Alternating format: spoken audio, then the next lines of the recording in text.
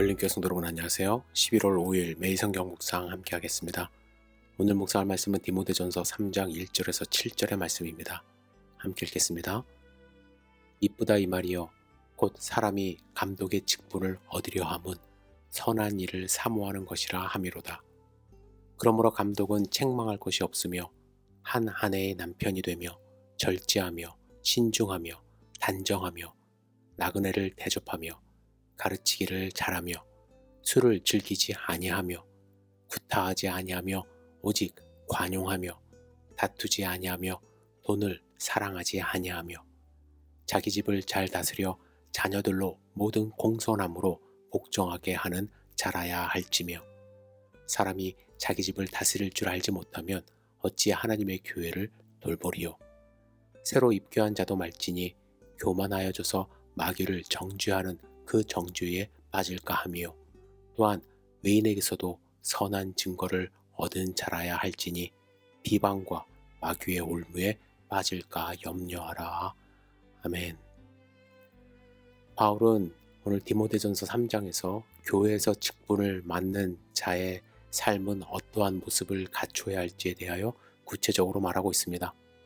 오늘 본문은 감독의 직분을 맡은 자에 대하여 말하는데 여기서 감독은 어떤 직책일까요? 침례교에서는 감독이라는 직책이 없기 때문에 저도 참 생소합니다.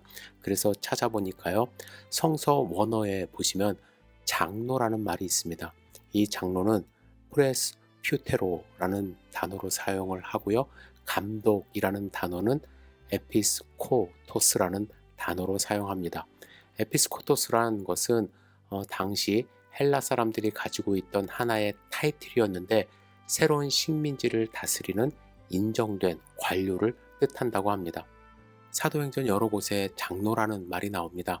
처음 교회가 설립되기 전에는 이스라엘에 본래 주어진 장로들, 옛날부터 모세 때부터 있었던 장로들을 이야기하고요. 교회가 설립된 이후에는 교회 내에 있는 엘더들, 나이 많으신 지도자들을 장로로 의미했습니다. 그리고 에피스코포스는 사도행전 20장 28절에 보시면 바울이 에베소 교회 장로들을 의미할 때 한 번 사용되고 나머지는 바울 서신에 이제 주로 나오는데 이렇게 혼용되어서 점차적으로 사용하게 된 것은 이방 선교의 부름을 받은 당시 헬라 문화권에 속한 사람들을 지칭하는 의미로 사용됐다고 합니다. 즉 장로들은 유대인들을 중심으로 이제 사용이 되었고 이방 선교를 중심으로 하면서 헬라 사람들이 들어오게 되었는데 그 사람들을 교회의 리더로 세우면서 사용했다 이렇게 추측을 많이 합니다. 또한 바울은요 에베소 교회 장로 등을 가리켜 성령께서 감독자들로 세우신 자들이라고 칭했습니다. 그리고 디도서 1장에서는 두 용어를 번갈아 가면서 사용함으로써 또 장로직과 감독직의 일치성을 나타내기도 했습니다. 그래서 학자들은 바울은 교회를 맡아 다스리고 말씀으로 교훈하는 직분을 가르쳐 장로라고 했고 그 직능을 감독이라 한 것으로 이제 추측하고 있습니다. 바울은 오늘 본문에서 이 감독 직분을 얻으려 하는 일은 선한 일을 사모하는 것이라고 칭찬합니다. 그러나 감독이 되는 일은 결코 아무나 할 수 없다라는 것을 말하는데 그에게 요구되는 12가지 성품에 대하여 나열합니다. 이 12가지 성품은 우리 모두가 마땅히 공유해야 하는데 저는 바울이 첫 번째로 말한 책망할 것이 없어야 한다는 것의 의미를 조금 더 생각해 보기를 원합니다. 책망할 것이 없다라는 말의 문자적 의미는요. 붙잡히는 것이 없다라는 뜻이에요. 물론 이 말은 죄가 없다든지 흠이나 잘못이 하나도 없는 그러한 상태를 이야기하는 것은 아닙니다. 아담과 하와 이후 모든 사람은 죄의 본성을 가지고 태어났기 때문에 죄가 없는 사람은 하나도 없죠. 만약 그런 사람이 있고 또 그렇게 될 수 있다면 예수님께서 이 땅에 오시지도 않았을 것이고 대속의 십자가를 지는 일도 없었을 것입니다. 그래서 책망할 것이 없다는 것은 평판에 흠잡을 것이 없어야 하고 그의 행동이 입방아에 오르는 일이 없어야 한다는 그런 의미가 있습니다. 여러분, 이 같은 성품은 단지 감독들에게만 요구되는 것은 아니죠. 세상 사람들은요, 우리 모두를 통해서 예수 그리스도를 만나게 됩니다.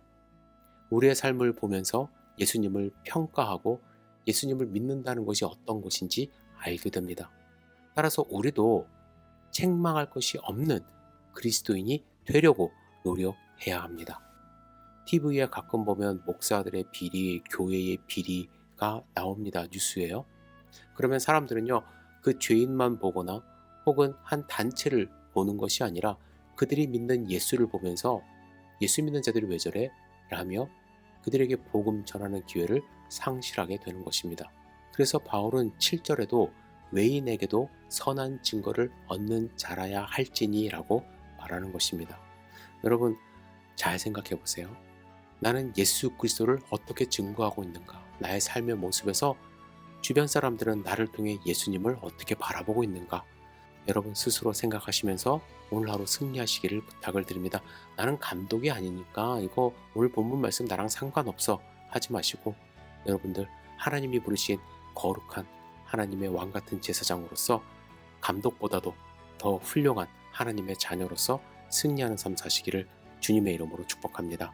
기도하겠습니다. 전능하신 주님, 오늘 하루를 온전히 주님께 의지하며 드리기를 원합니다.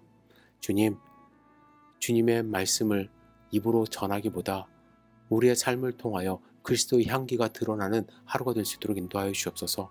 주님, 세상 사람들은 입으로 전하는 하나님의 말씀 별로 듣고 싶어 하지 않습니다. 그러나 우리가 행동으로 우리의 성품으로 드러나는 것을 보고 그들이 예수님을 만날 수 있도록 주여 인도하여 주시고 우리를 그렇게 사용하여 주시옵소서.